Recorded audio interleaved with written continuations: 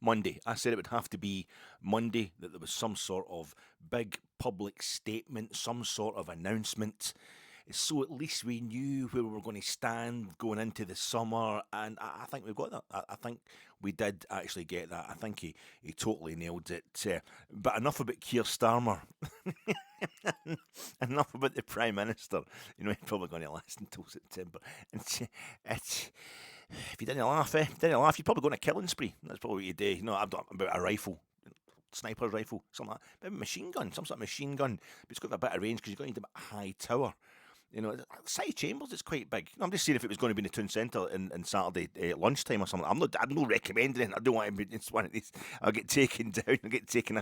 It's just gallows humour. Just gallows humour. As in, I might hang myself because look, I do so much kind of gallows humour on here. I do so much.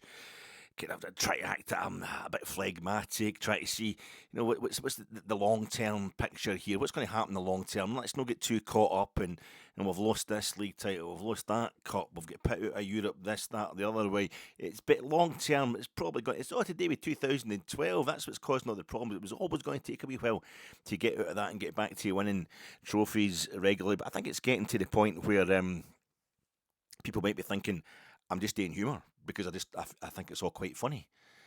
Or I don't actually care that much when Rangers get beat. There shouldn't be as many Celtic fans on tonight's podcast. There won't be many people at all on watching tonight's podcast because they're just boring and really bad. And it's just everybody's falling out of love with the football if you're a Rangers supporter. But if it is Rangers supporters, most of the Rangers supporters, this podcast aimed, I would say, at blue noses mostly, but also I like to think it's aimed at just real football fans. People who understand football, understand the emotions of supporting the team. It doesn't take a lot of imagination to transfer your emotions to that of a fan of another team. So if people who understand the pain of the football fan, irrespective of the colours that football fan is wearing, and if I do too much stuff to try and the whole stand and joke about, and it's becoming really, really thinly worn down, isn't it? It's been pushed to the absolute limit, this thing of after a bad result for Rangers, I'll kind of obfuscate and go in some ramble about something that's seemingly unconnected to football to try and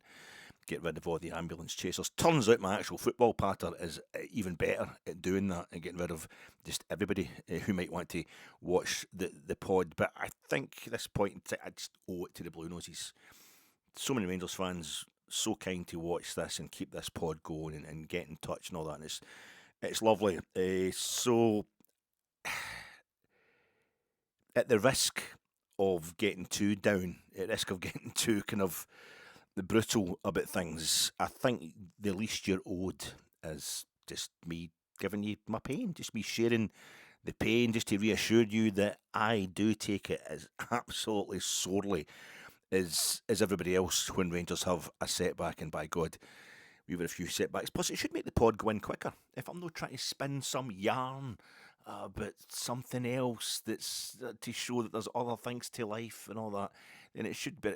And you're owed this thing I keep saying. I keep trying to give you a short pod, a normal football pod. They're always like half an hour. 33 minutes, maybe the Rangers Review's average length of podcast. Well, they're no, actually, that's their proper media guys. But,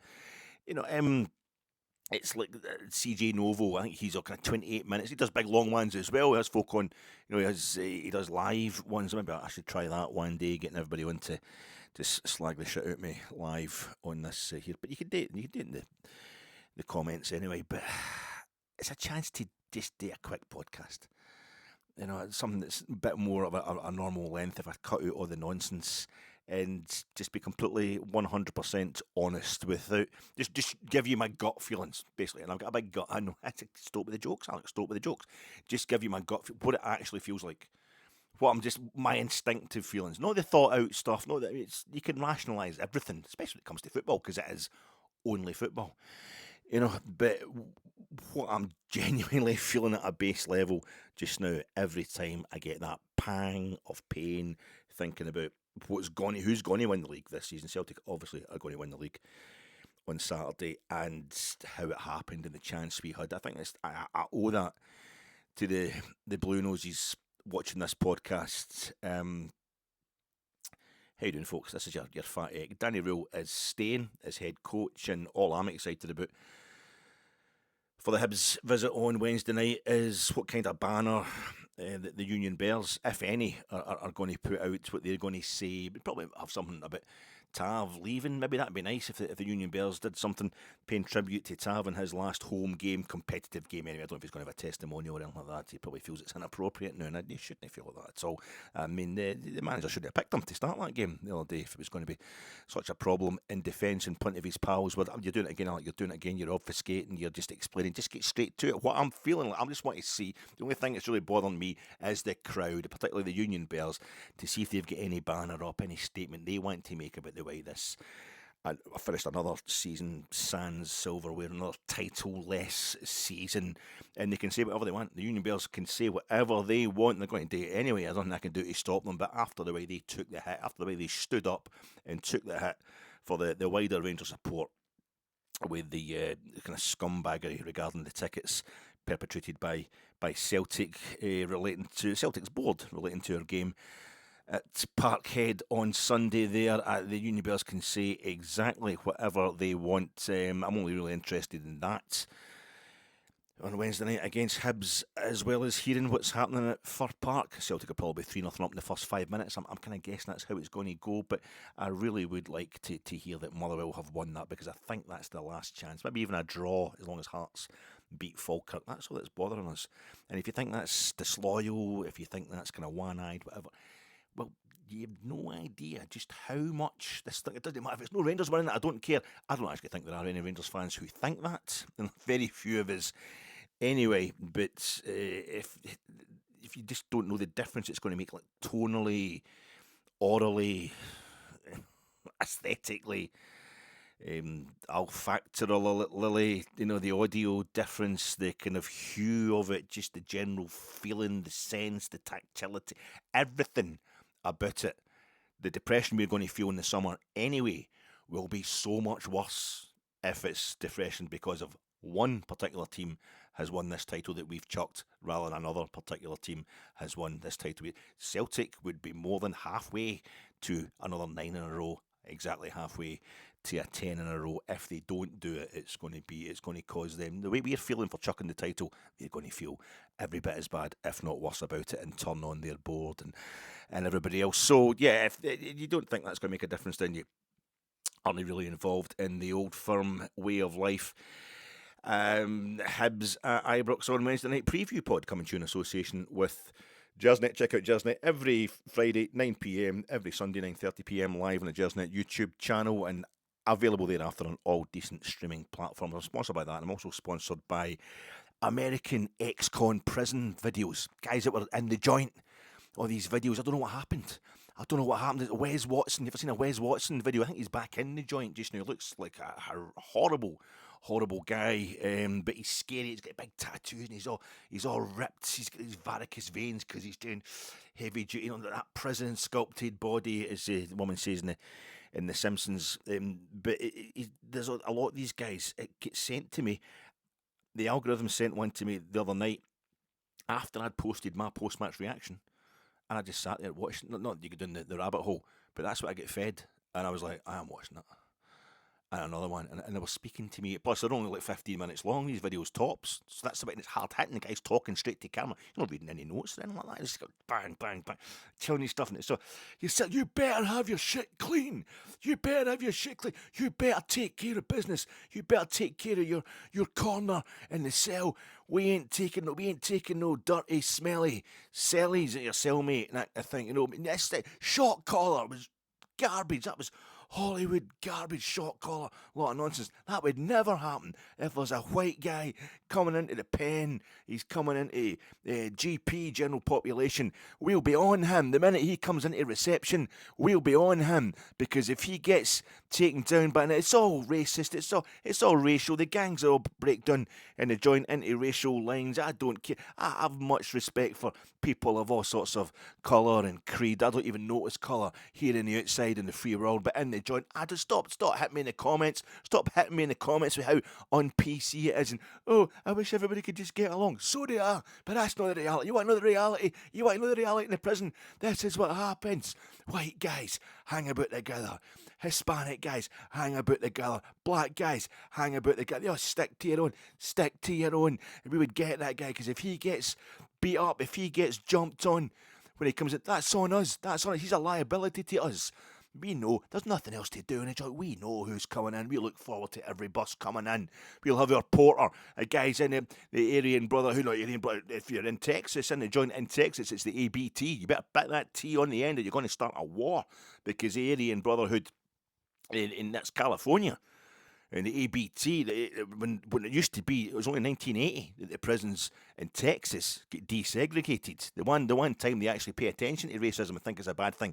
It's the prisons, and it really doesn't help the white guys in prison, because suddenly they're totally outnumbered, because it's a racist country, so it's always black folk, mostly black folk that are in the prisons, because the system's set up to work against them. You've seen all the videos, you've seen the stats, what happens over there, and they end up, and there's not a lot of white guys, so they have to team up. They're the Woods, they're the Pecker Woods, they're the Aryan Brotherhood. So the Aryan Brotherhood, suddenly they found themselves in 1980. They've got to start, the white guys have got to start getting clicked up. They've got to get in a clique, you've got to get in a gang. So they're like, Aryan Brotherhoods, just somebody get in touch. Write a wee letter, put a stamped addressed envelope in it to the Aryan Brotherhood in California, because it's been desegregated there for years. I've heard about this stuff in the jails up there. Ask them if we can join the Aryan Brotherhood, because I might be swastika tattoos. They're quite scary, aren't they? Quite scary.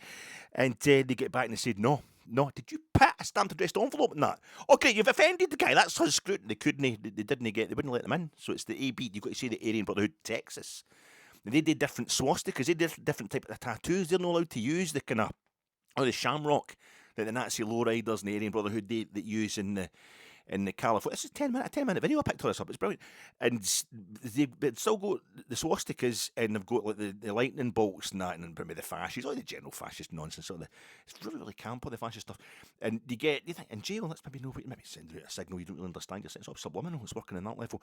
But they kind of did the exact same badges and all that. The guys, it's a shamrock thing, because I don't know, that's supposed to be making you more kind of pure white, as far as all these Nazis are concerned in the jail. But there are no Nazis on the outside. Only about 5% of them, the guy thinks, are actual Nazis on the outside. In the free world, it's just in the joint.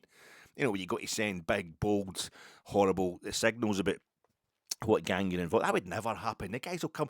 The porters that are in the Aryan Brotherhood, they'll come out and they'll meet you at reception. They'll make sure you've got, your nice white, your whites, your crisp kind of uniform, and they keep it crispy, because of one thing, the white guys, they keep their stuff really tidy, and they'll make sure you got your soaps and your toothbrush and that, because no one nice smelly folk. And it's quite a big thing. The hygiene's quite a big thing in the joint, and you'd imagine it would be.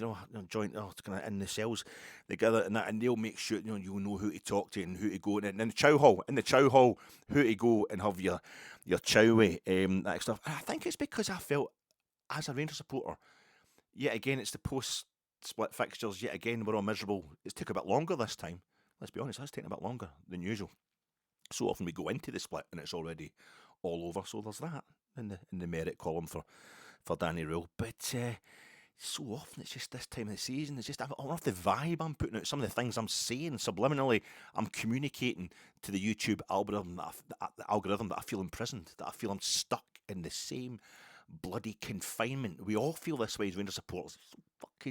It's there. We saw a point in the season where it could happen and it didn't happen, and what can we do? And now we're stuck. At least there's an outside chance we can kind of kid ourselves on that Hearts, at the worst, Hearts will go to Parkhead in the final day of the season, needing an impossible result. I mean, stuff that happened to us on Sunday, the offside goal and the red card and that, they ain't going to get shit when they go to Parkhead. But the worst they're going to take it right down to the last day of the season. It gives you a bit of hope. That's a change. Usually we mess up and Celtic go into the split knowing they've already got a title in the bag. So it's a bit, but it still feels it's the same old.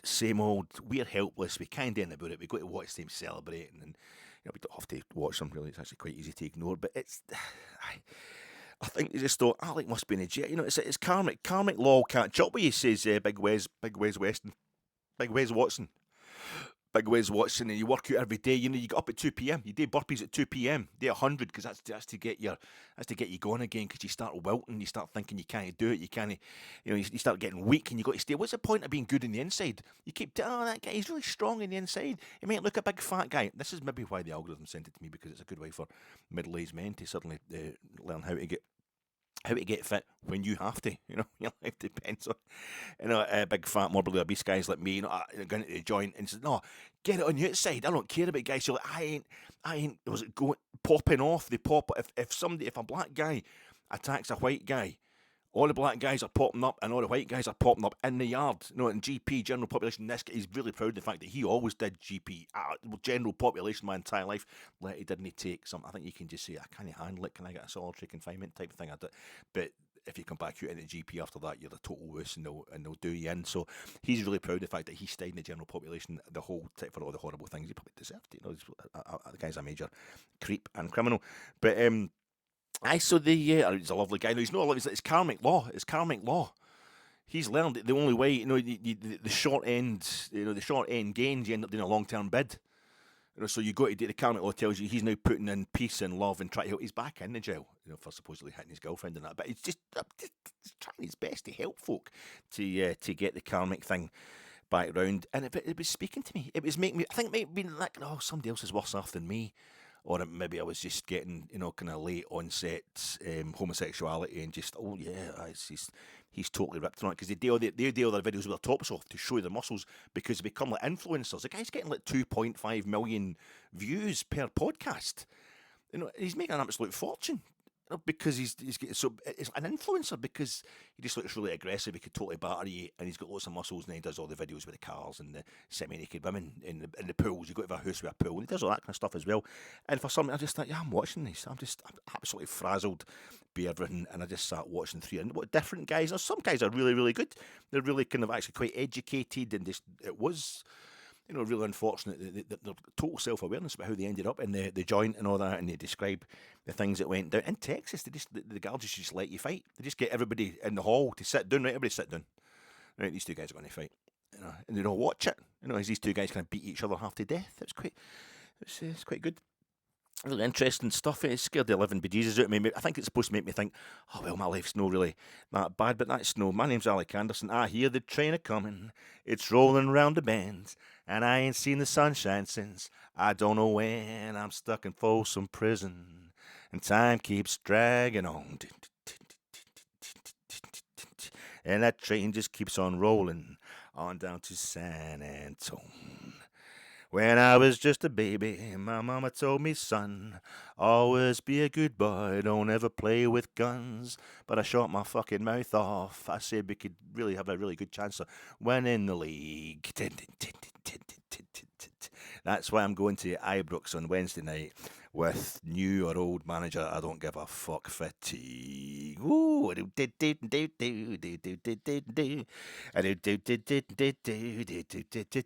lay it on the line here. Just late on the line, Danny Röhl was the celebrations. It's going to be out in the streets. I can hardly hear myself talking here for the celebrations for the Bears out in the streets. It's going to be mad at Ibrox this morning. Folk I think they walked out their work this morning. I think they walked out their work at 10:15 or 10 o'clock, whatever time the press conference, the first quarter of the press conference, and Danny's just like, I'm staying.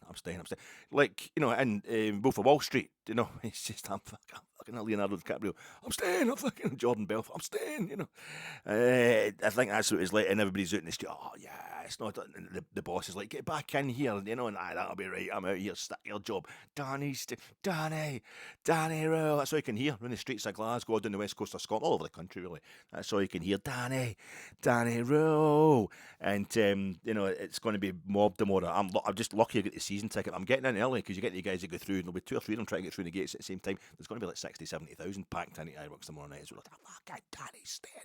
Danny. Yeah, it's going to be absolutely mental. I'm really looking forward to it. It's just changed the topic, because it changed the subjects. It's like when Robbie Keane signed. He's winning us the league. That's when Robbie Keane signed, and we're all outside the gates at Parkhead giving it. Yes, that's what it feels like.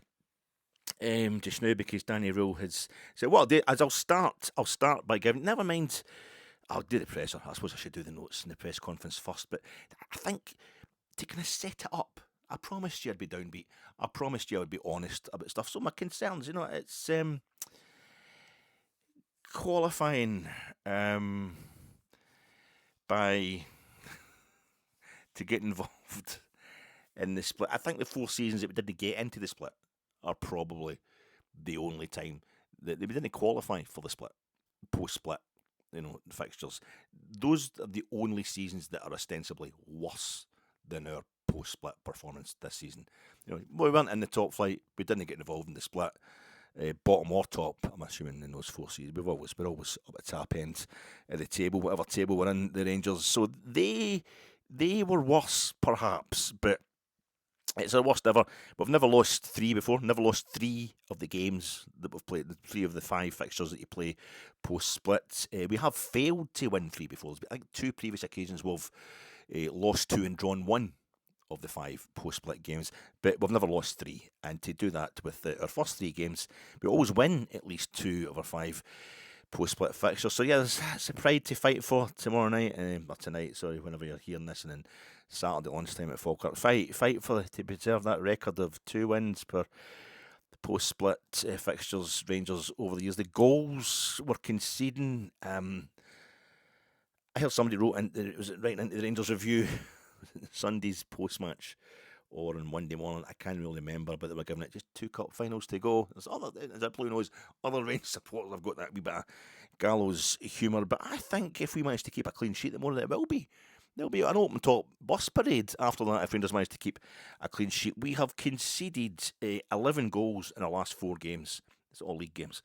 That's almost an average of 3 goals per game, he says, showing off his math skills. 7 games since we've had a clean sheet. 7 games since we've had a clean sheet.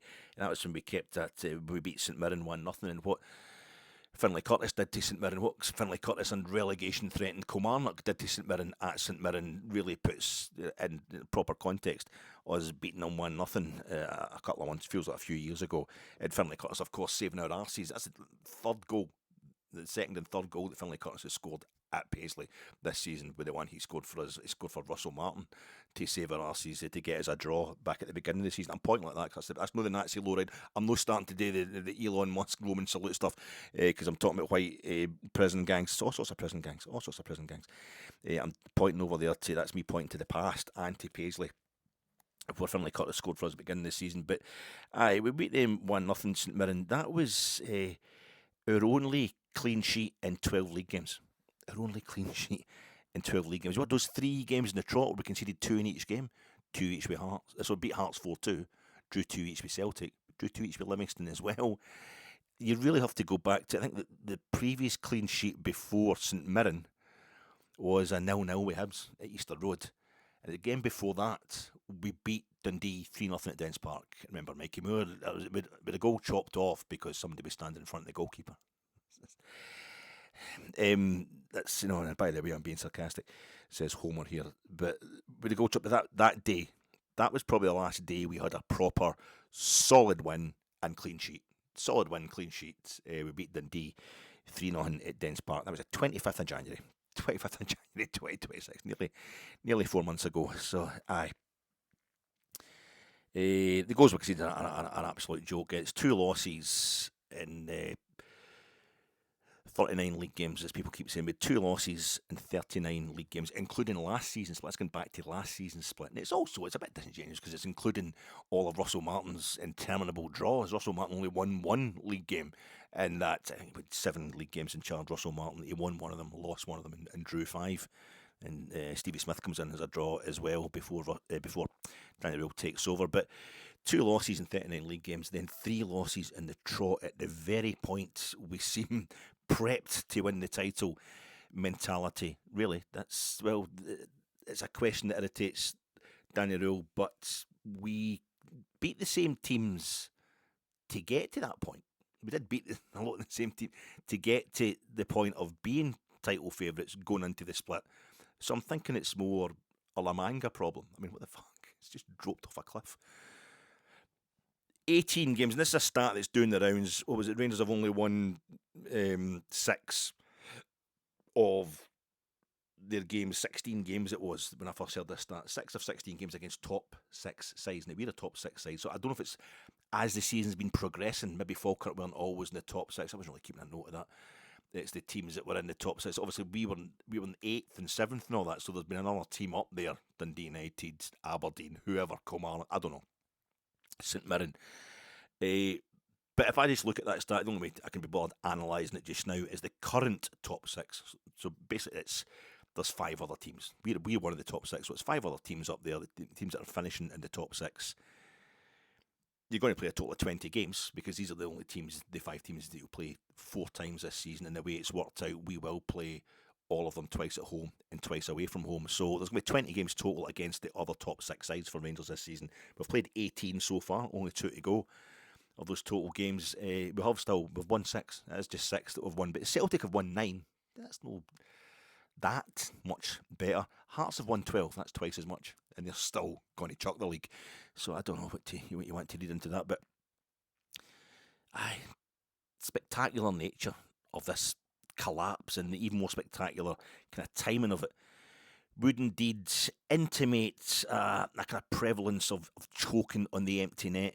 But when you see Andy Halliday on Sports Scene, as we did on Sunday night, laying out our defensive frailty for the first goal of the second half on Sunday, the one that put Celtic 2-1 up, it might not be bottle so much as a lack of fear, overconfidence, kind of negligent levels of overconfidence. And I know that is still mentality. That's absolutely dictionary definition of mentality. I think a lot of supporters, when they say mentality, and a lot of journalists as well, are meaning you can't handle it. You have the bottle, and that is a way of not being able to handle it. But I think they mean fear. I think they mean like you shit yourself, you collapse, you bottle it.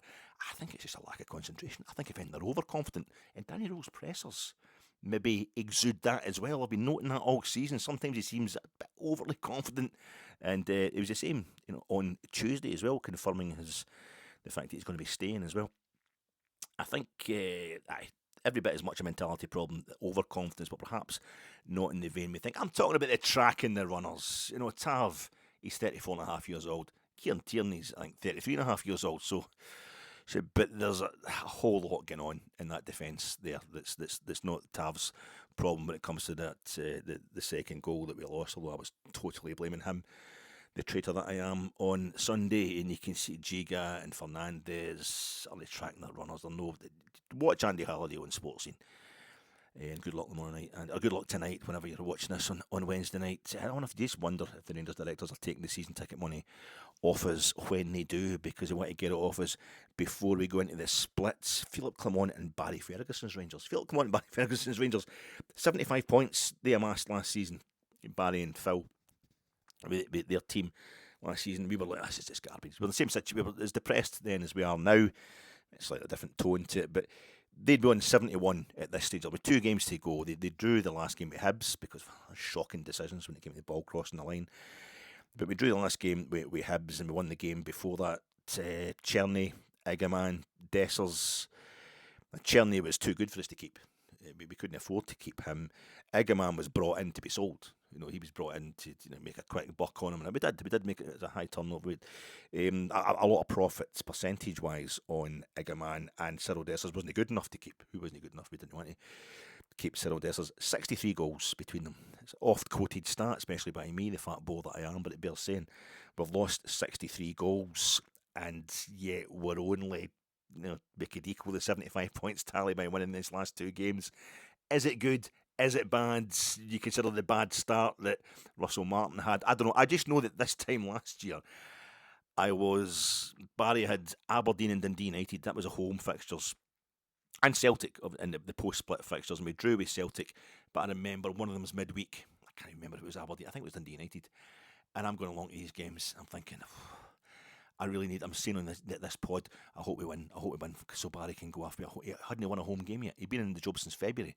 He got to a European quarter-final, but he hadn't won a home. He'd won at Parkhead, hadn't won a home game. I thought, Barry Ferguson, he's not going to come back as manager full-time.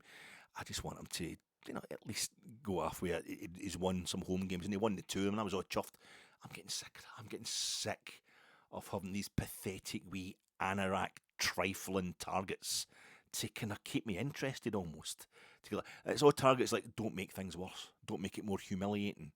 I am genuinely sick of this kind of stuff. There's talk of it being the Pedro Caixinha as bad. Was it the Rangers Review or something like that?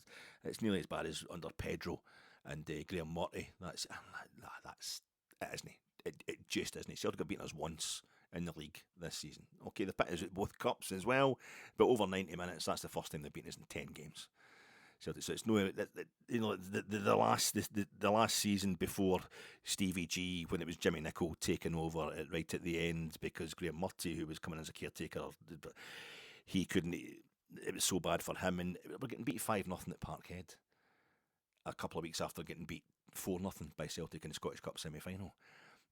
Drawing 5 each with Hibs and all that. We're 5-3 up against them, and they're doing it to 10 men, and they're pulling back goals in injury time to equalise stuff. Neil Lennon's out in the park. It just wasn't. It's nothing like as bad as that just now. The only reason it's so bad is because we've had years and years to get ourselves much better than we were then, and it's still not reaping us any more than one league title. The season before that, when it was Warburton and Pedro coming in to take over from Mark Warburton, we're losing 4-1 at Tynecastle. We're losing 5-1 both home and away to Celtic that season. Aberdeen beating us at Ibrox for the first time in 27 years and stuff. It was awful. It was absolutely awful. We're dispensed with Aberdeen without anybody even thinking about it this season. A terrible Aberdeen team, it has to be said, this season. Much better than, because they were managed by Derek McInnes. It just feels like a marriage, like betrayal. It didn't come to us, but I'm finding out more about that. Apparently, it didn't want to come to us, and it's two dead rubbers. Is usually this season, is what I'm saying. We could technically, on Sunday, we could still be winning the title. If we'd beaten Celtic and Hearts slipping up, Celtic slip up, there's still a chance of actually winning the title if we'd won on Sunday. If spots and maybes, but what it comes down to is there's two dead rubbers, and we've usually got 5. The post split, we usually get 5, so you go to bed. The Blacks, they split into the Crips and the Bloods. They've got that. Do you know the Crips wear the blue and the Bloods wear the colours? It's a colours film outside. They wear the colours, but in the jail, the Blacks, even though it's all one gang, they still split into the Crips and the Bloods. And you get your Southsiders. The Southsiders, that's like the Mexicans, and the Southsiders, they split into North and South. That's the gang in California. They call the Southsiders, or the Mexicans. The Hispanic boys have got the biggest. They've got the biggest squad and the biggest gangs in the prisons there. So you get the North and the South, and the North and the South, it's like North and South in Mexico. The North, like closest to the border with the States, all the Mexican gangsters and that are into kind of black culture, and they love their rap music and they dress that way. Whereas in the South, it's more kind of Hispanic, Mexican, the mad guitar stuff, and they're into proper kind of Mexican cowboy type stuff. Into the further south you go, and it's the same, transported their families and that into California. You get the north of California is more kind of the Mexican gangs up there, more kind of black culture wise. They love with the rap music and stuff, whereas the South California gets. This is what I'm here. This is the guys are telling me, and they get the others, and I think they just got that nickname because it's when you fill in your form, when you go into the consensus form, when you go into the jail. Are you white? Are you Native American? Are you black? Or others? Covering all others. And this is all the guys. It's Chinese guys, Vietnamese, whatever. You've got Middle Eastern fellas, basically Australians. I imagine anybody who doesn't fit into any other brackets, they become the others. And apparently these are some of the coolest fools you get in the joint. They're never doing a short-term bid. They're always doing 25 to 35 for murder, and yet they're very family-oriented, super organised, really structured. Not have to be because all the other gangs are bigger than them, But really, really cool guys. Apparently the others, but there's no mention whatsoever of the two big gangs. It's been going on. It's going to go off for another 6 months. It's going to be an ongoing riot for another 6 months. That's we can't keep changing managers, and we can't keep changing managers. Gang. In the jail, in the Ibrox jail, in the prison of no one in the league. It can't keep changing mind, and they're always getting down in the yard with the great. He's going to be sacked in October. We'll do this all again, gang. He's going to get sacked in October. And it's going to be November, of course, before we find out who's actually right. So it's just going to be constant feud, and the tension is going to be absolutely mental. They're probably going to send in the National Guard to sort that out. Danny Röhl's presser today, Tuesday. I'm talking to you on Tuesday night, folks. But it was allowed to happen without a club statement. That was a clue. I had this thing, as I say, I just all my predictions this season completely wrong.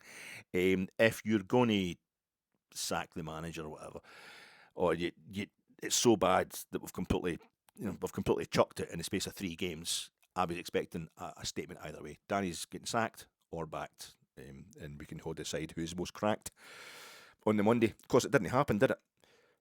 But even then, I was thinking, I suppose if the season's going to, it's basically over. I mean, it's well done. The season, you just got the technicality of these couple of games to go for Rangers to fulfil their calendar, fulfil their schedule. And I was kind of forgetting it's just basically 6 days from the moment we lose at Parkhead. There's only 6 days to go. We'll have our other 2 fixtures completed. It'd be a bit daft for the board to start the rigmarole of getting in a whole new caretaker coaching team for 2 games before beginning. They might as well let Danny Röhl take care of it, and then off he goes back to Germany, to Wolfsburg. I was hoping a wee swap with the Union Berlin manager. Just big. Oh, that'd be. If I thought it was bad, the reaction to what it said about us, the reaction to Russell Martin. Yeah.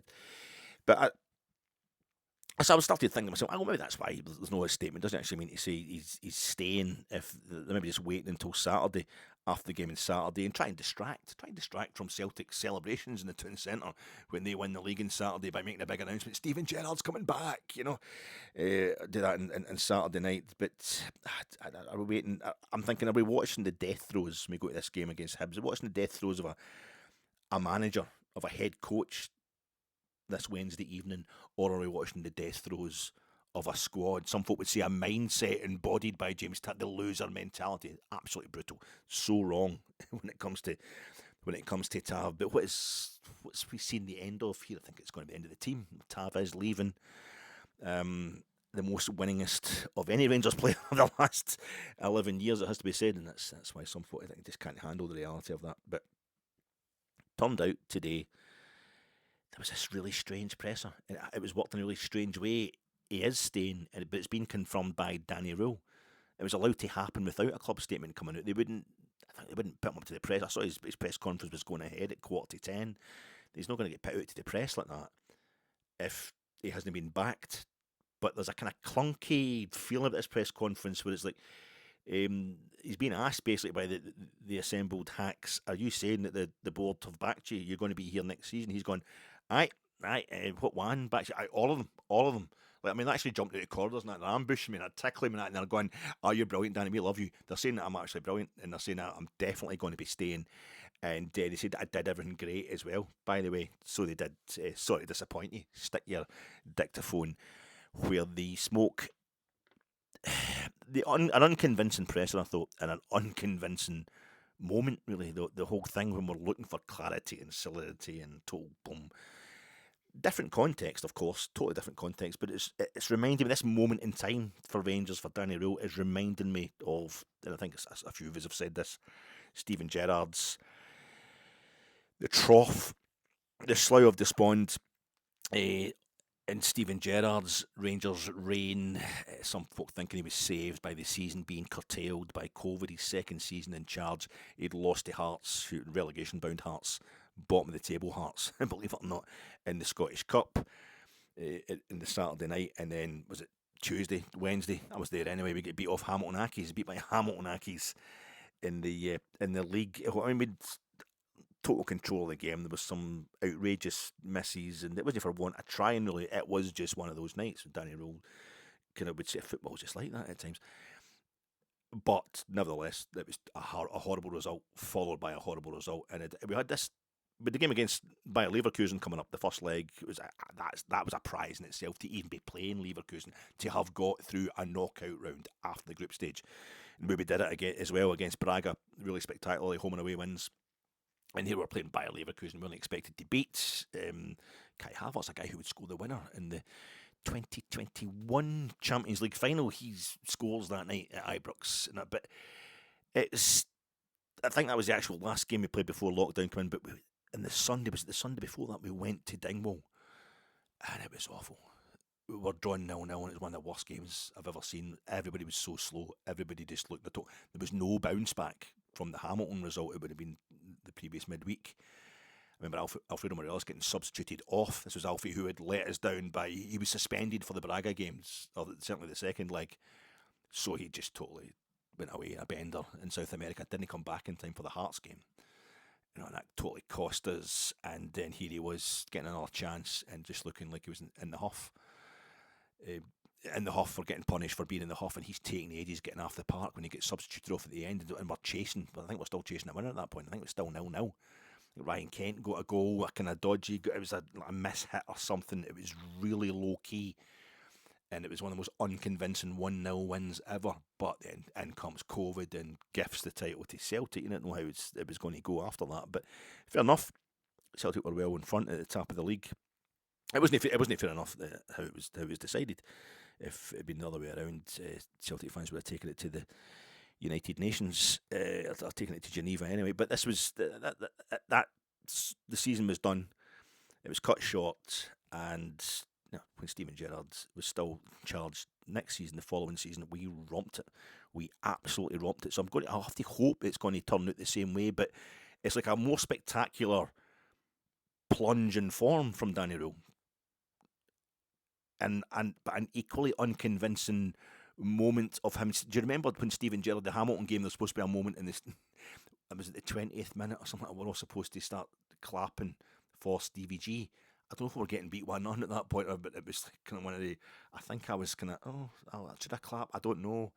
That was totally unconvincing as well. It was just really bad. And I felt this today. It was an unconvincing presser, an unconvincing moment. I think there needs to be something from the owners, or new CEO, somebody higher up than Danny himself, taking the blame as he is, but he's also very much kind of marking his own homework in his press conference when he's saying things like, this is football, to explain why we've had a cataclysmic drop in form. I felt he got quite an easy ride as well from the media. The questions were asked. What does this say about you? What you got to say about it? How do you feel about it? People are questioning whether you're the man for the job and all that, but it still felt like he got quite an easy ride. He certainly wasn't losing the rag or anything like that, and I don't know if he's just actually good at dampening down hysteria, which is a serious skill when it comes to being Rangers manager. It's also permanent. To sum it all up, you'll have heard it.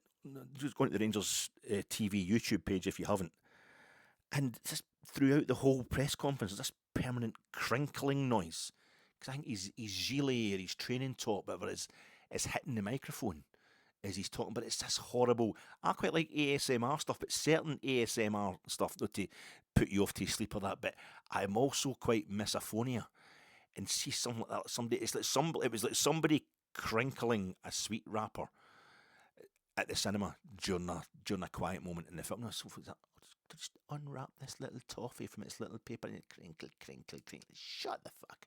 But that was going on. I think it was Danny Röhl that was doing it.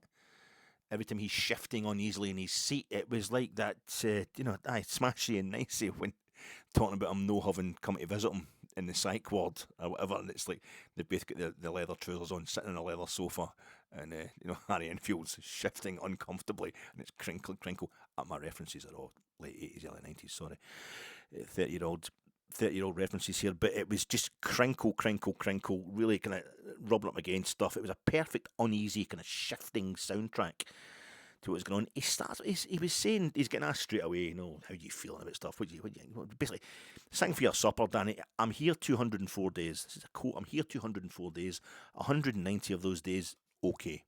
I take responsibility for the last 15, 16 days. This is my job as a manager. If you win, you make a lot of things right. If you lose 3 games at an important time of the year, of course, it's normal that you get questions and have to answer the questions. That's the reason why I am here.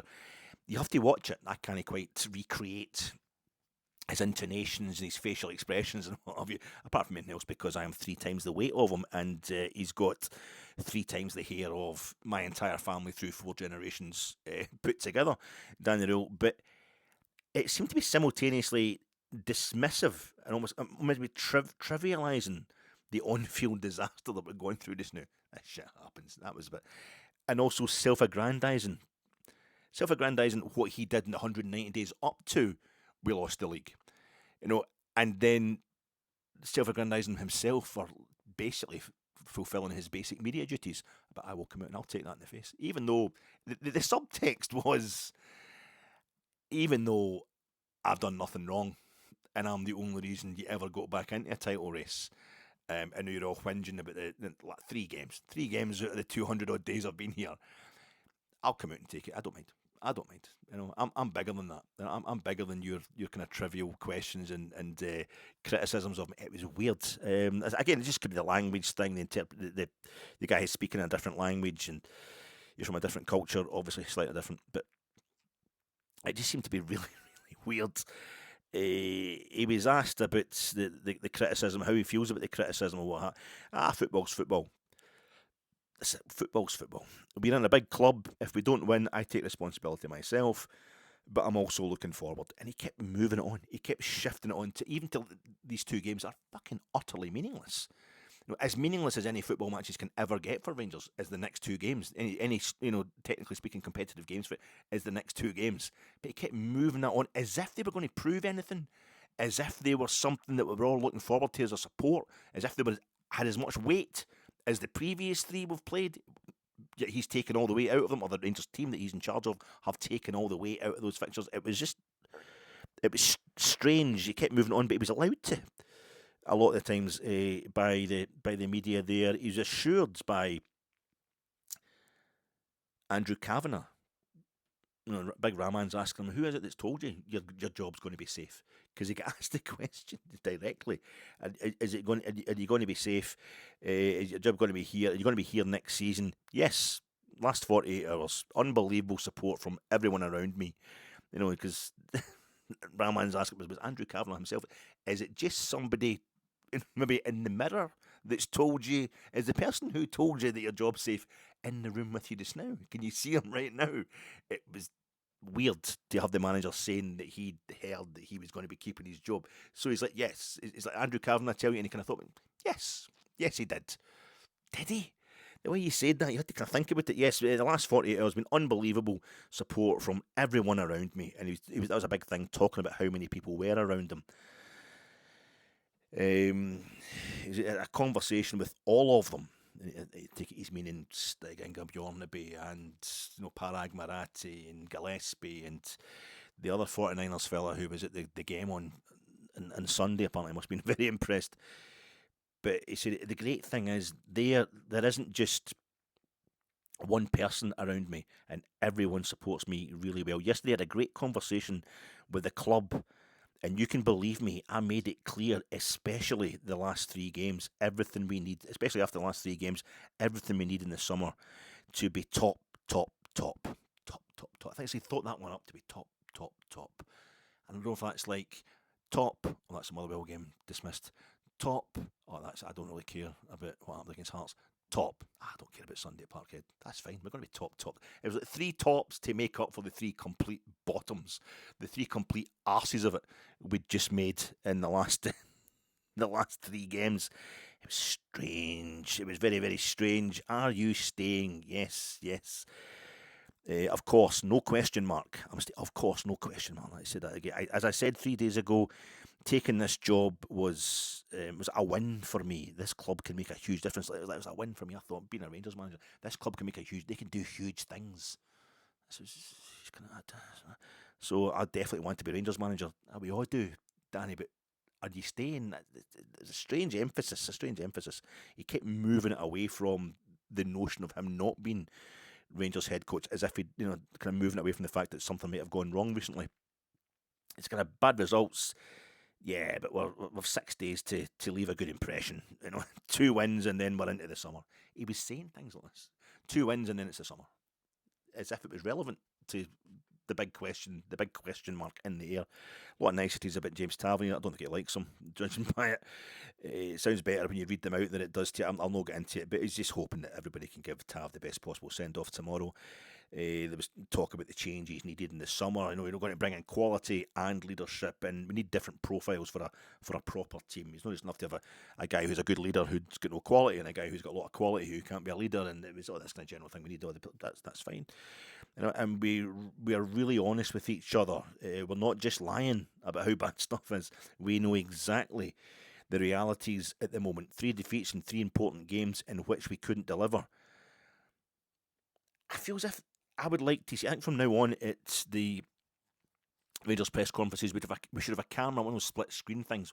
We have a camera on the journalists as well. I think he's getting facial clues, facial hints from the hacks, from the journalists, from the podders, etc., that are sitting there asking them these questions. We can only see Danny Röhl's face when you're watching it online. When you're watching it, it's only his face that's on camera. And he does this thing where he seems at times like he's dismissing what happened. And only the 190 days before counts, before this 3-game run. It's just a 3-game run. Just lost 3 games. It's almost like the length of time. It's only, when was that? It was a week back on Sunday we played Motherwell. What's it? Or 2 weeks on Sunday we played Motherwell. What's the big deal? It's nearly 100 odd days before that, nearly 200 days before that. We're absolutely fine. And you're going to dig me up for a fortnight. But that's the nature of being the manager of a big club. 3 losses in the trot at this point in the season with everything that was at stake is massive. And I think he sees the hacks kind of going, oh, what? And then he goes, I tore a strip off them. And I said to the bosses, I said to Andrew Kavanagh and all the guys, I was like, it's brutal. I'm not lying to you. No, we're not lying to each other. It was brutal. It was brutal. But still, we trust you, Danny, and still I trust you, and we're going to go forward together and let's get them Hibs beat. It was kind of weird, a bit unconvincing in a strange sort of way. He hates losing games. That's only the second time in the last 3 years that he's lost 3 league games in a trot. That was Sheffield Wednesday the last time. They were in a lot of financial trouble. But he was trying to say that his own high standards punish him more than the criticisms, or criticals they called it, the criticism he gets from the fans and the media. So don't worry, he is beating himself up. He likes being here because the owners want the kind of same things as he does. They're on the same page as him about how to get Rangers back to the standards they need to have. 16 days ago, the full stadium sings my name. And he kind of smiles like, just 16 days ago, the full stadium singing Danny Röhl. That's not the fucking thing to be saying here, Danny. That is not what to be saying. And the smile kind of said, making it, you don't like me now. Making it, I'm eating out the palm of my hands. Or like football fans, totally fickle. Who gives a fuck what they think? It was a wrong note to strike. And again, I think he's seen it in the face of some of because you get Rangers podders and you get Rangers, fan media guys in there who are probably going, oh, what? But hey, yeah, this did this. But hey, yeah, listen, guys, I know it was bad, etc. Again, the implication that a lot of fuss has been made about nothing. He can't guarantee how much the owners are going to invest this season. He's going to ask about what he's going to get to spend in the summer, but he can guarantee that they really are open to going again. That they see the potential and where we can go with the right signings. When pressed about the humiliation of finishing in third place. I mean, second, whoever was asking the question said the second isn't good enough at Rangers, so what about finishing third? That's because the first time in 8 years I've finished. It's not good enough this season. Too many ups and downs. He decided to be a bit more honest again, but he's staying. He is staying. I'm kind of like, yeah, as I said, I said this on Friday. I was totally ambivalent about it, as in right in the middle. I genuinely don't care either way if he stays or leaves at this moment in time. I'm edging towards, I have been edging towards, we should go along the route of let's keep the same guy. I can absolutely see why it will work. I've seen moments of football from us this season. I know moments aren't enough. Christ, nobody knows like me that moments aren't enough. I'll get into that in a second. I've seen moments of the football that I thought, if that's his plan, if that's what he's ultimately wanting. I said the same thing about Russell Martin. We all said the same thing about Paul Le Guen. There was moments we thought, wow, scintillating football of the future. This is going to be tremendous when he gets out all his play, and it just doesn't happen. He has got us back into a title race. He has got us back to the point where we were 8th when he arrived, and he got us to the point where we did look like we were going to win the league. We were title favourites almost 3 games ago. Now the arse has fallen out of it. There's no getting away from that either. But I think, yeah, I will always err towards let's just try for a bit of consistency. I think a bit of me suspects that he can't really do what he wants to do with the players because he doesn't have the players at his disposal that he needs. He only got in 4 that he wanted in January, and I think that the player profile that he wants is so much different to the vast majority of the squad that he inherited. That was already a bit of a car crash. Half of them just traumatised by what happened under Russell Martin. Half of them traumatised by the fact that just being at Rangers, just what is this all about? Because these young guys that are on loan, they're all getting a lot of loanees and all that as well. he's mixed and matched it. He's pasted it together, and were really, really boring. A lot of really tedious games when Danny Röhl first arrived because he was just slowing up the descent. He was slowing up the crash. And I don't think he's maybe had enough players to get it past that point. And he's maybe tried. I don't know what happened with Lamanga. I really don't. That seems to have gone. That seems to be for once undoubtedly the moment it all went wrong. I always thought that kind of thing was overstated about the summer, the winter breaks, the hot weather breaks. But this time I am not so sure. I'll give you I usually give you my starting 11. So just in the spirit of how I started this podcast, my starting 11 for this game. It's a 4-2-3-1 formation. My starting 11 for the game against Hibs. In goals, it's at Hibs, Ibrox, 8 p.m. Wednesday, 13th of May, 2026. In goal, number 1, no trophies again. No trophies again. No trophies this season. Rangers are sans silverware. And St Mirren have got silverware. Hearts could end up with silverware. We don't have any. Again, that's number 1. That's in goals. Right back, number 2, no finals. We haven't reached a major final either. We reached one semi-final, and we lost that with 10 men after extra time. Dunfermline and St Mirren, maybe it's a black and white stripe thing. They're getting into the major finals this season. They've reached major finals. Rangers haven't reached any. Left back, number 3, finished third. We finished third in the top flight for the first time in 8 years. That is pushed out of the top 2 in the top flight for the first time in 8 years. Back in, was it 2017, it was Celtic and Motherwell finished above us. 2018, Celtic and Aberdeen finished above us when Derek McInnes had our last day of the season win at Parkhead to ensure we were drawn 5 each. We had to beat Hibs that day anyway. We were drawn 5 each with Hibs. But Celtic, Aberdeen, Derek McInnes won it the last day of the season at Parkhead that season. That'd be quite good if we could repeat that. Hearts in 2006, they finished in second, pushing us into third. It's always behind Celtic. You're always in first, really, in these situations. In the Championship in 2015, I'm sure we finished third, didn't we? We ended up beating Hibs in the playoff, but I think they finished above us in the playoff. And in the regular season, in the Championship, and Hearts were in first. So if Hearts are above, it's really 1986 when Hearts lost the league in the last day of the season to Celtic 40 years ago. We finished 5th that season. Of course, 1988, so this is second season. We were reigning champions, but all the catching up and all that was supposed to be done in his first season didn't get delayed until his second season.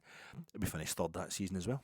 We finished third that season behind the Jambos. It seems to be a thing. The Jambos get involved. We dropped to third. That's my left back. That's number 3. Tomorrow night at right centre half, I'm going to have didn't get out of a European group for the first time in 4 years. Didn't get out of a European group for the first time in 4 years. And that was the Champions League the last time we didn't get out. And it was the Champions League, and it was Napoli, and it was Liverpool, and it was Ajax, and proper names. Ajax was still packed for every game, all 3 games.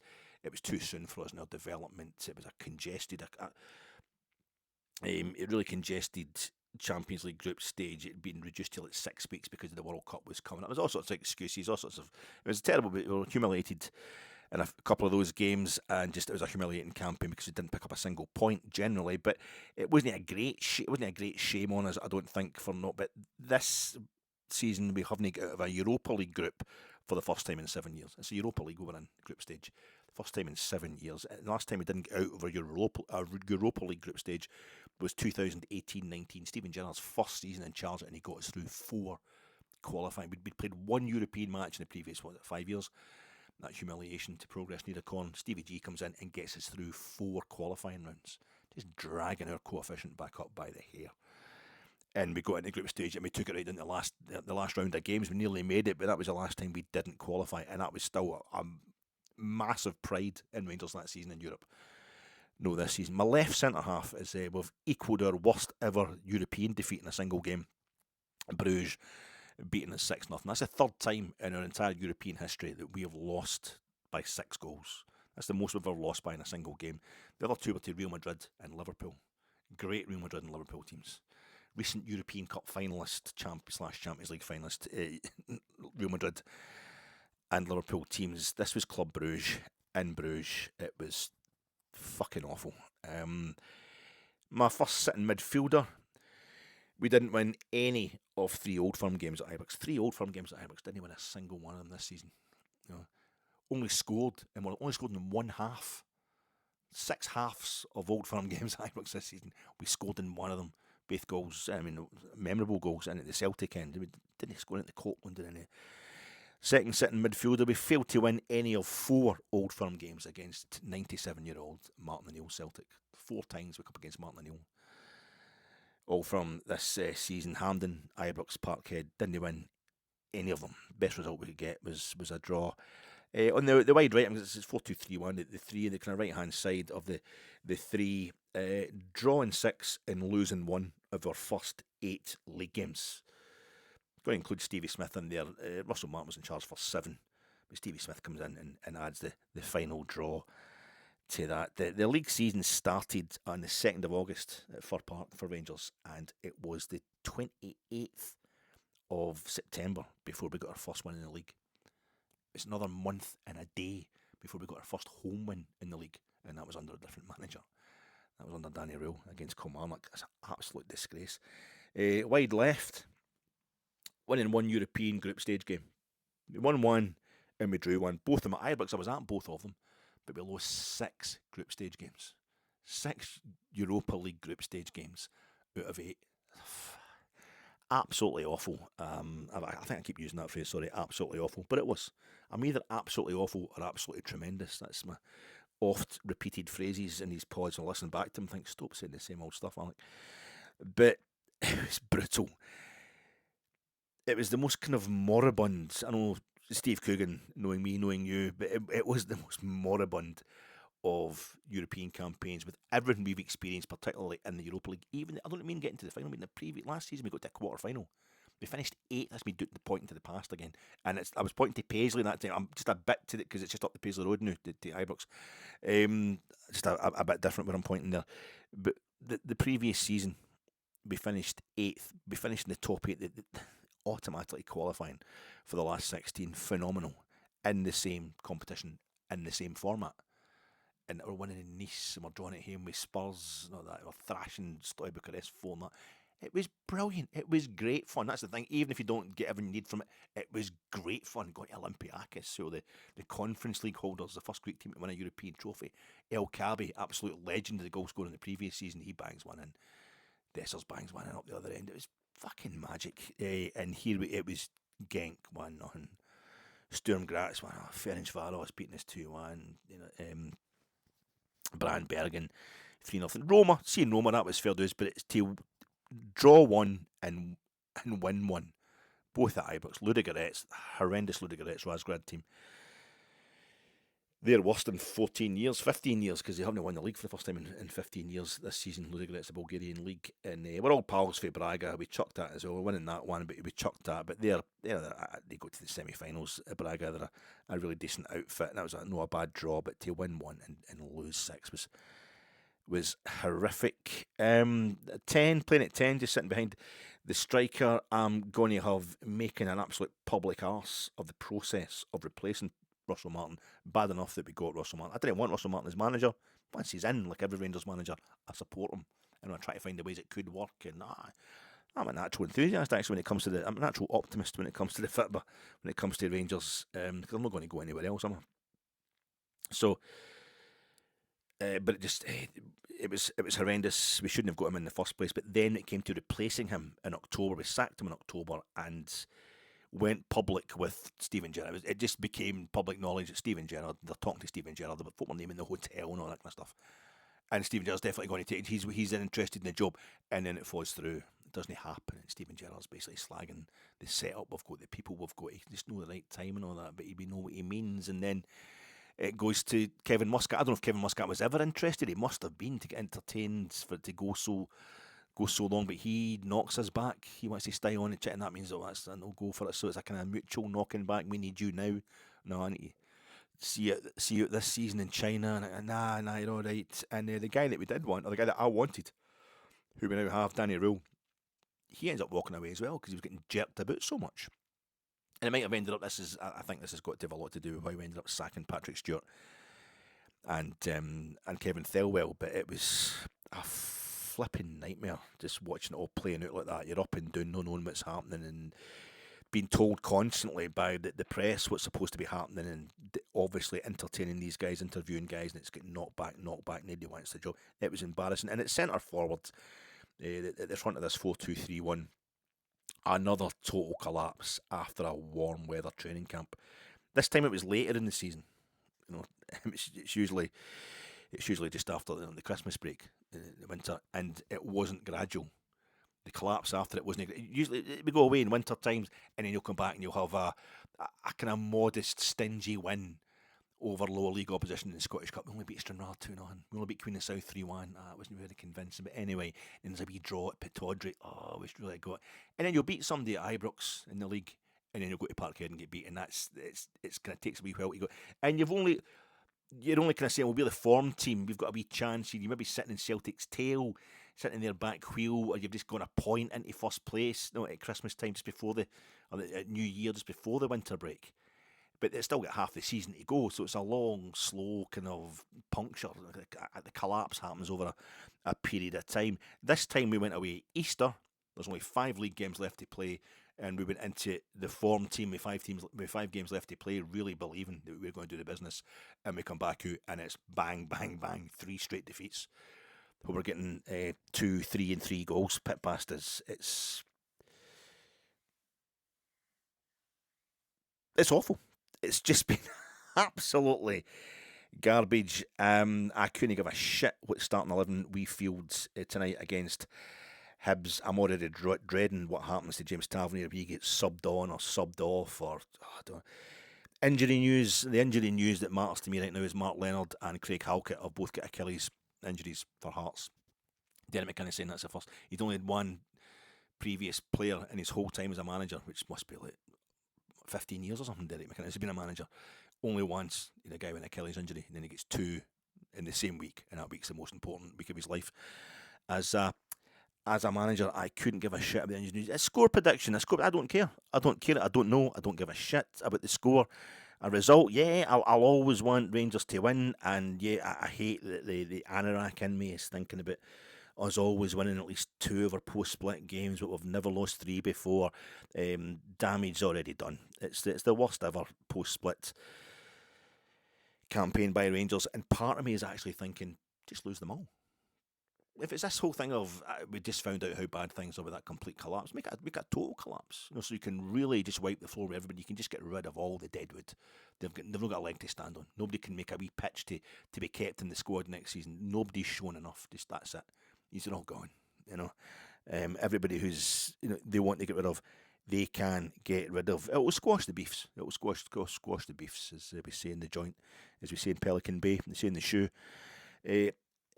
It's the fact that Hibs won at the weekend against Falkirk, and Hibs can still catch Motherwell. I think technically they can still get a European place. Hibs. That's what gives me most hope. That's not even hope. That's what makes me think Rangers are going to win, because you know what Hibs are like. They'll chuck it as badly as we've ever chucked it. Hibs will chuck things a lot more harshly. But predicting the score here I think it's insulting to everybody. I can't call it. I don't even know what kind of team we're going to field tomorrow. It's important to finish strong. And Manny Fernandez, he was saying that maybe the team needs more fight in his post-match presser at Parkhead. He loves Danny Röhl, though. He did definitely sound if he likes Danny Röhl. He's a very honest young man, is Manny Fernandez. Comes across really well. But he put the blame on the players instead of Danny Röhl, and he's putting himself up and saying maybe I'm too this or I'm too that. He's a bit down on himself as well, but he's very honest. But he also did the thing of going, football just goes like that sometimes. Journalists are asking him, why? Why is this sudden collapse? Why is it sudden? Yeah, football just goes like that sometimes. Yeah, it does, but not at Rangers. Not at Rangers. Man, except a million times it does go that way at Rangers. The fans claim they want honesty. The Rangers fans claim we want honesty. Just be honest, we don't want that. I mean, remember Tav did his programme notes years ago, saying, sometimes just get to the business end of the season, when it looks like we're going to win something, we choke. He's naming it, he's owning the problem. He's saying, we get it, so we're trying to do something about it. But people still get in touch, going, all you need to know about Tav is what he said in the programme notes. It's like he's saying, see when it gets to the business end of the season, I make a point of chucking it. That's what I like to do. Like it was one of the, the football focused, profile things you used to get in Shoot magazine. Who'd you most like to meet? the guy who hands out the pills, the winning check for the pills. What's your favourite pre-match meal? Steak and chips. Who's your favourite female star? Olivia Newton-John. What do you most like to do in a football match? A chuck it the minute it gets tough. Wasn't it that? He was saying, this is what we're doing. I'm diagnosing the problem here. We know about it. We're going to try and face up to it. Just tell the fans what we get what you're talking about. Connor Goldson, after the League Cup semi-final, lost to Hibs the first game. The first game we played after Steven Gerrard arrived. The only game we had between Steven Gerrard leaving. So the first game we played after Steven Gerrard left us for Aston Villa, and before Giovanni Van Bronckhorst. He was at the game, but he hadn't signed his paperwork in time. He couldn't get him in as officially as a manager that day. Then he started until the following Thursday night at home to Sparta Prague. But Conor Goldson tried to take the heat off the coaches who'd been brought in to temporarily take after the team, just saying this is on us. It's been shocking. We've scored a goal in the second half, but it's gone at half time. He's meaning, he's no boasting about the fact he scored a goal in the second half and that they won the second half 1-0, in case that looks like it's trying to paint over. That he knows it's gone. It went. He's doing that football thing of mixing up the tenses in post-match interviews. I've just gone down too easy in the box. I've gone down. I felt my shirt getting pulled, and I've gone down there. And the guys are saying this after the game. I'm sorry, my camera's really wobbling. It's going to. I'm noticing I've been wobbling through this whole podcast. It must be some sort of subliminal tribute to Danny Röhl's presser today, with the squeaking going on. Maybe there's bad background noises in this pod as well. So it's just been that kind of day. It's been generally weird. But we don't be honest, Manny. We can't take it. But it'll be deliberately misconstrued, what you're saying there. It's important to finish strong. Conor Barron said this. Danny Röhl said this. Manny Fernandez said this. This is about the last two games that we're playing, the first of which is Hibs tonight. It isn't. It really isn't. It was important to start strong. Post-split, failed that miserably. I couldn't care less how our season goes now, because it's already gone. The only post-splits in a season, in fact, the only time we've won the league in the last 15 years, won the top title in the last 15 years, we won it before the split. We won it in the first weekend of March. So we didn't get anywhere near the split, but the only kind of post-split already out of it, 5 fixtures for Rangers that I've been genuinely worried about. I've always worried about the Old Firm game. Doesn't matter what state things are in. For Rangers when we get into the split, there's always going to be one Old Firm game. Got to win that. You want to win that one. And maybe you got an unbeaten home record against Aberdeen. They haven't won at Ibrox for 27 years, including a Scottish Cup semi-final against St Johnstone. But Silence of the Lambs ended when what do you call him, died? When the director of Silence of the Lambs died. You know his name, I know his name. He did Silence of the Lambs. He did this Stop Making Sense video as well, Talking Heads. Oh my God, that's terrible. The brain starts going at this time of night for me. It's been a horrible day. It's been a horrible end of the season. But that was when Aberdeen, he died like a few days before, and then it was the Silence of the Lambs ended that night. That was post split, wasn't it? Was that post split? Maybe no. And the one against Kilmarnock at Rugby Park, last game post split, we'd won the first 4, so I would have known at that point we've never won all 5 of our post split games. It was under Stevie G. It was the end of Stevie G's first season. And although we chucked the league, we chucked it, kind of February, March as usual. But the previous 2 seasons, we hadn't won a single game against Celtic. And here we'd beaten them at Ibrox. New Year, we'd beat them again, the post-split game at Ibrox. That was good, and we won our other 3 games. This was going to the last, and it was Kilmarnock at Rugby Park. It wasn't going to make any difference to our league placing, I don't think.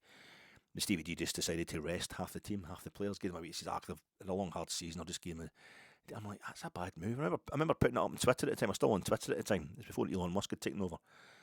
And some big noise on Rangers Twitter got in touch and was giving it, stop with the panty wet and stuff. The season's done, doesn't it matter? And I'm thinking, fucking panty wet. I am Mr. Positivity when it comes to this. Bothers me because I'm usually getting told I'm being naive for believing, for not slagging James Tavernier and stuff like that. But I was like, wait a minute. And I remember it because, of course, I was right. I was like, of course, because it's a Danny Röhl press conference you're getting here. we needed to finish strongly to show, because at that point in time, even though we hadn't won the league, we were coming back. It was only our third season back in the top flight, and this was the first one where we'd been kind of strong against Celtic. And although it'd fallen away our actual league title challenge, this was quite important to finish strong. And then, of course, what happens is we get beat in usual chaotic, usual kind of sickening style with a late goal at Rugby Park. Was it a draw? Did they equalise late on? I think we get beat, didn't we? It felt like a defeat anyway. And that then let Steve Clarke do his bye-bye Rangers speech, which everybody hates. Other Rangers supporters hate that, and I think it was the least we deserved after the way he was treated in that Scottish Cup final replay, the stuff that was sung about Steve Clarke. But allowed all that to happen as well, and in the following season we're kind of falling away towards that point. I don't know, maybe I had an influence, but that was the only times I can really remember caring when Rangers were already out. The league title race going into the top 6. Last season we drew 3 and won 2 of our post-split fixtures. That's the kind of forlorn, pathetic, embarrassing. I want Barry to win at home, did all that. 2023-2024, we lost 1, drew 1, and won 3 of our post-split games. And in 2022-2023, the season before, that was Michael Beale, we won 4 and we drew 1. Remember, there was one in the last day of the season, Saturday at St Mirren, beating them 3-0. Michael Beale with some great scores. When that first season we came in, in the traditional October time to replace. His first game was friendly in December, but when he came in at that traditional time of the year for the new Rangers manager, a few kind of scary best in 5 games against Hibs and Aberdeen, but he just started racking up the scores. He did it all season. When he won, he really won. And we had this. We played Hearts, same as this season. We played Hearts at Ibrox. Our second last game of the season was midweek against an Edinburgh club, and Lawrence Shanklin scored like the first minute, and then Hearts equalised deep into injury time because it finished 2 each, and it was because we gave Alan McGregor a last run out. He was 40 pieces by that point. Griggs definitely, and he was responsible for one. If I don't know, I can't remember the first goal, but he's certainly responsible for the second one. And that was the only reason we didn't win all 5 of our post-split games. But we didn't win the league, and we'd already out the league title race by the time we went into the split, and it was just a few months. It was at September the following season that we get rid of Michael Beale. So I don't know how this is. What it really matters. Maybe we're better to lose all 5 of them. Is the point I'm trying to make here. Doing well at this in these last 2 games means hee-haw if the title's already gone. But the one thing we need is it for it to go as well as possible. The one time we needed it to go as well as possible, the post-split, it turns into our worst ever league season. The one time there was something major to win with all our post-split fixtures, it's turned into our worst ever. So we may as well go away and lose all 5 of them. But if you think Tav's the reason we've won only 3 trophies in 15 years, you can be celebrating that with applause on Wednesday night that could be construed as an ovation at what's going to be our last home game of this season as fans. But for Tav, unless he has a testimonial, his last home game ever. You've got the different gangs in the prison, but in the Rangers prison just now, you get your Debbie Downers versus your loyal Lils, the happy clappers against the misery mongers. You get your patient Patties versus your knee-jerk Norberts, your chill the fuck out Chesneys versus sack every cunt Sandys. It's just, I hope there's no civil war at this game, the Knights, but we're all conflicting on how we're feeling about things. But big Wes Watson, who did the hard time in the California state penitentiary system, as he says, the biggest problem we cause ourselves as humans is trying to convince our minds of something our heart knows is a lie. I don't know.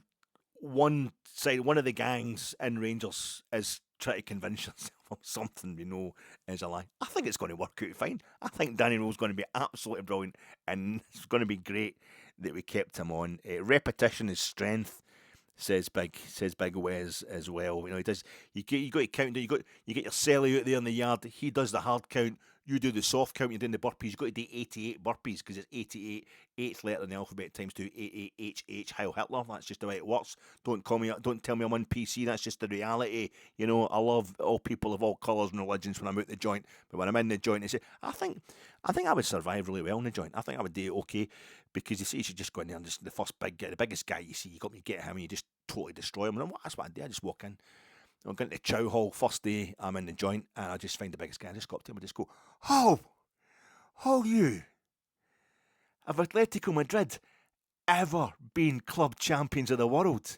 And he'd go, well, they've never won the fucking Champions League, new fish. So I don't think so. I know his mate's been totally been laughing and all that. And I'd go, actually, you should just check that, mate, because in 1974, Bayern Munich won the European Cup final, beating Atletico Madrid in the final, but they didn't want to play in the Intercontinental Cup final because of a reputation of South American teams being really violent. Ask Manchester United fans about Estudiantes, ask Celtic fans about Racing Club Avellaneda.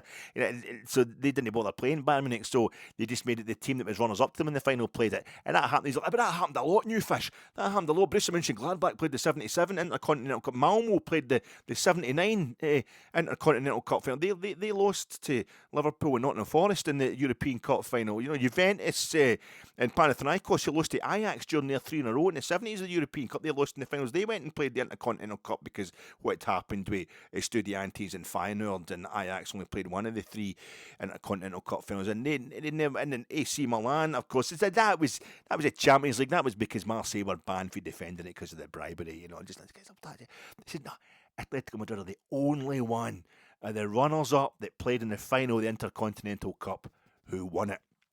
So they'd be, oh man, this guy's just, that'd be it. And I'd say, that's it, mate, I own you a sweet sweets. You just like Mars bars, anything your mum sends you, just Mars bars, Snickers, and that's all. I'll have that. I'd go on great in the joint. But that's what you got to do. You got to get Sally, you go out in the yard, and your Sally does the hard count. 1, 2, you're doing the burpees. You've got to do 8 burpees each, but the burpees is like 1, 2, 3. You know, you do you push yourself up and you plot, and you go. That's how they're all ripped. These guys, they just do burpees all the time. You know, you watch Shot Caller. You know, and the guys like that, right? Woods and whatever the other gang are. 500 Navy SEALs. You can call it the big guy. What's his name? Gripper or something like that. You call it, and it 1 and it 2. Yeah, 500. It's roasting it there as well. But he does the hard count, and he does a low, and that's why I say repetition is strength. Repetition is strength. Doesn't he feel like that for us? It just feels like the same old fucking story all over again. I'll see you after the game against Hibs, folks. Thanks.